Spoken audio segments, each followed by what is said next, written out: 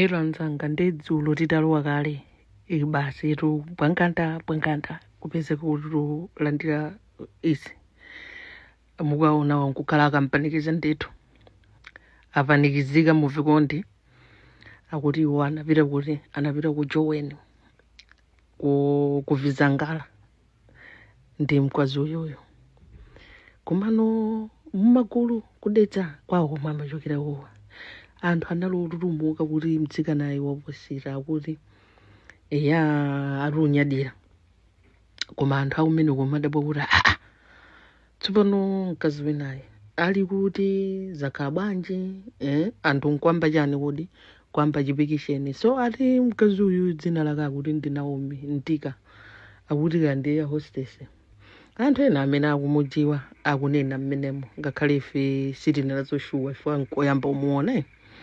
koma ari mwangicho yankhula nkhani ndakampanikiza ndi anyway kwa anthu amene tikudziwa mbuyomo kunali kuti kuposera mkazi amene anali naye amene dzina lake amati chani Sharon amene kunali kuposera kunchekenera kunyadira ndi pakati panati zindetu koma kunali kudabwa kuti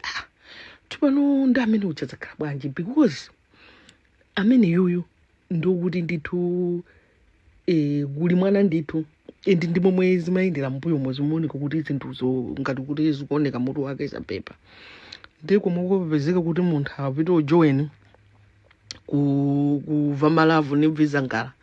ndi kutenga mkazi wina anthu pamene popo pamene anatani anabayizika komano nkati mo bayizikamo kuti koma tsopano mkaziyo ndi ndani ene ake akuti apita nakazifotokoza neno kuti yayi akuti iwo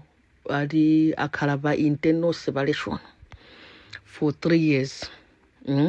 ndi mkazi Sharon uyo ndakuonetsani akuti ali pa internal separation now ine sindujo kuti internal yo ukhala bwanji inuyo ndamene mwandifotokozera ntafusa kuti internal separation means muli pa separation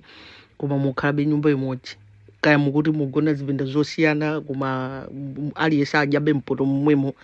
mukungosiyana kumbali yokuti musakhaleso ndi gagaga dedede whatever anyway nde mwanthawi zonse ife timachita masamu akaphatikizira nkachotsera akuti uyu akhala naye pa separation 3 years koma this is 15 2023 akuti all I really want to do in life is to treat you right and keep you mine, not just today on your birthday but on the other days of the year as well. Happy birthday Mama Ramesh.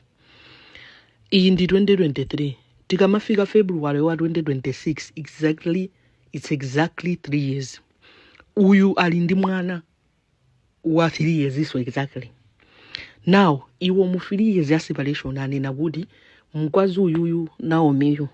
akuti kuliso mwana ata ali ndi chaka ndi miyezi 7 ngati mwana watha chaka ndi miyezi 7 mukachosa ku 3 years nde kuti ku 3 years kuja mwakhala ndi 1 year maybe ndi 4 months or 5 months somewhere there nde pa 1 year 5 months ipo kaya 4 months yo muchotseko so 9 months yoti munthu amakhala ni mimba kuti akabadwe mwana amene akambidwa kwa Naomi 9 months ya nthunthu nde muone kuti kodi nde kuti tutsala njani kumbali yokuti iye anali kale pa banjapo nde separation ine chili nthawi zanji mwabvetsetsa muchita masamu nokha muona kuti kanthu kake kaenda bwanji koma ineyo ndichitetere poyankhula momwe life ili ku Malawi ya ndi nkhani ya banja eti chokhacho chongoti mamuna akukhala ndi mkazi wake nyumba momwemo akunena kuti ali pa separation yodziwa okha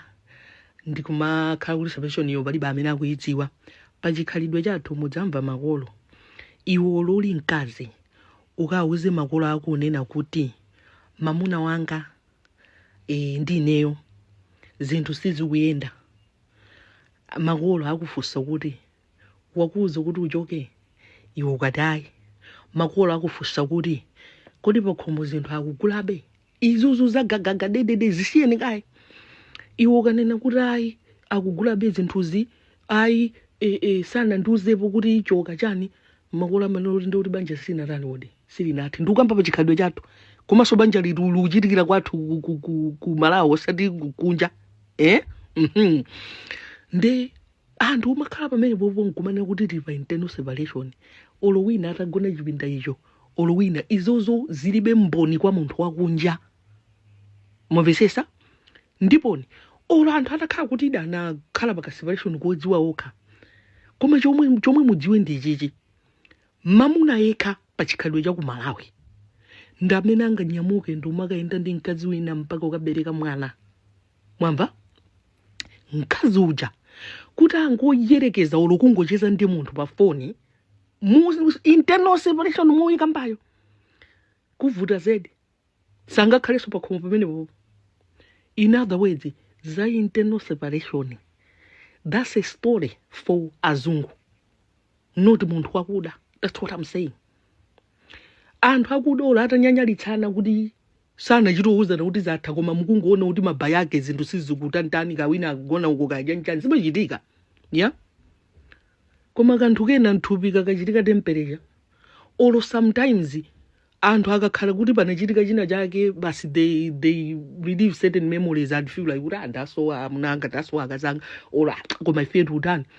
mai sinkhani yoti mpaka naso mwakuti munthu amangochoka bedi lina nkokapezeka bedi lina olo wina auti atembenukire ukuti bambo aloda zakhala bwanji mubwera sonthe zanji mbedi muno pamakhala kuti palibe sonkhana anthu aja amangopitiriza pamene analekezera. Ichi ndikukamba for atsikana amene mumalola mamuna inuyo muli nzochita bwinobwino akuti kantsikana kamagwira ntchito kanaumiko muli nkachochita ndithu koma mumalola mamuna kuti akuuzeni nkhani ya internal something because ineyo nkhani ya internal something ndikuiona kuti ilipo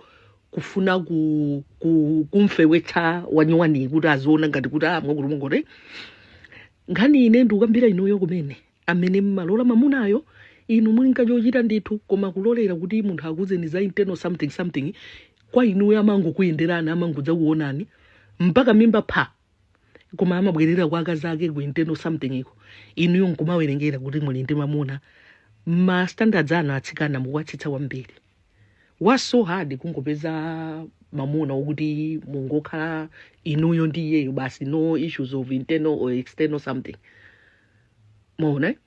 pena pakeso asikana nafe timangololera zili zonse inuyo atsikana muziziwa iyi nkhani ndikukambira inuyo muzidziwa kuti inuyo mutapezana ndi mamuna nkwamba kumuuza kuti of course ndili ndi amuna anga tinaberekana mwana bwinobwino koma we are going through internal separation kulibe mamuna amene angakupangeni komiti inuyo. Komanso tisamakhale pano ndikumakhalira kunyoza mkazi wa munthu azini kandi mjiwani olena mukunena kuti yayi ena eso sutana mkazi woyamba poyamba na ine mkazi wina uyuyu anasiyana naye chanjani ife nkhani yapa mkazi wayo woyamba winayo poti sitina itsate nde siti kudziwa kuti izifuka zosiyirana kazi nagwirizana konkukhudzana ndi winayo siti kudziwa mkazi amene ife tikumudziwa ndi Sharon akumposita tikukamba ifeyo ma social media in-laws yes ndamene tikumudziwa and so overlap ya nthawi tikudziwa so ya mkazi uyuyu Naomi ndi Sharon. That's why we are talking. So I wanted to say this. Zoma tipakakhala nkhani ngatizi statement yoyamba izikhala yokuti ma mjiwani nanuso mukakhala mafuna muzizitenga ngati mwafikapo mwano kana wapita uko kwa matsala mtendere mukuyiwala kuti when you say commitment there cannot be commitment ngati mkazi wa mukumunena mjiwaniyo anga makhale ndi mtima kuti ndikamakhala pano samakhale ngati ndafika because mawa tithosiyana. In fact munthu sungavutiko bereka mwana utakhala ndi mind imeneyo. Commitment kuti ikhalepo munthu amayenekera akhale ndi mtima kuti mamuna enda nkonda olo mkazi enda nkonda ndipo uzitha kuona future kunena kuti ine panopo ndafika zichite kuvuta. Koma anthu mmayankhula ngati kuti mjiwana akakhala azingokhala ngati kuti ali pa depot asamawerengere kwenikweni. You can't achieve anything in life if that's the mentality. Anthu tivomekeze kuti kunja kuno kanjimasomaso kalipo ndithu tiyeni tivomekezeso kuti kauhulehula anthu tinakoso tivomekeze pamenepo. endi tisafune kuti vuto yeni tivomekezeso kuti kauhulehula anthu tinakoso teni tivomekeze pamenepo endi tisafune kuti vuto la munthu wina woblema akhale MG1 ayi MG1 tunayesa atamasulidwa bwinobwino nayeso atakhala ndi ufulu onyamuka kupita kwina koma izizi za ma internal separation amuna amafuna kuti pa internal separation ipo iwowo azitawatawa ntawuni mkazi wawo asachite chilichonse mukungonena ino endi ma MG2 mumalimbikira nkhani yonena kuti ino anasiyana kalekale inu kuti muzadziwe banja la munthu ngati lina athazeni either akupaseni divorce certificate yokuti inuyo munthu ukapanga verify nokha kakwa DC kakuti kopanga verify you can verify that for yourself. Number 2 fusani mkazi amene anakwatirana naye you get the real information. Koma ngati mukungoti ananena basi inu ife pano ma MG1 ambirimbiri tinamwalira kuzibweziko amanena kuti anamwalira kalekale akasanga pano mwakuti tinasiyana gawu yabwera ndi internal separation gawina abwera ndi external separation gawina abwera ndi central separation whichever. Koma what I'm telling you, people will sell a story. You want the truth, find his wife. If there is no divorce certificate, koma chifukwa chokuti anthu you really don't want the truth. You really don't. So what am I saying? Anthu ali ndi ufulu oyenda momanga endere koma tisanamizanepo kuti tikakhala nditi ziti ndipo amadziwa sankha nkhani ali mkazi kuti mukamuwerengera kuti 3 years ago anali ndi mimba ndi mamuna uyu pano akayenda ndi wina waberekaso mwana kuti ali ndi chaka munena kuti amayi wa uhule simuyamikira kuti ndipo amadziwa sankha amuna nde mukhalike nena ni chilungamo kuti wathu yenditerala somehow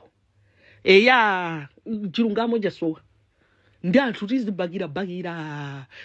tiyankhula moti mwakuti koma tenti nene chilungamo kuti chilungamo chatani pamene papa chatisowa nde komwe kuli ma MG2 ko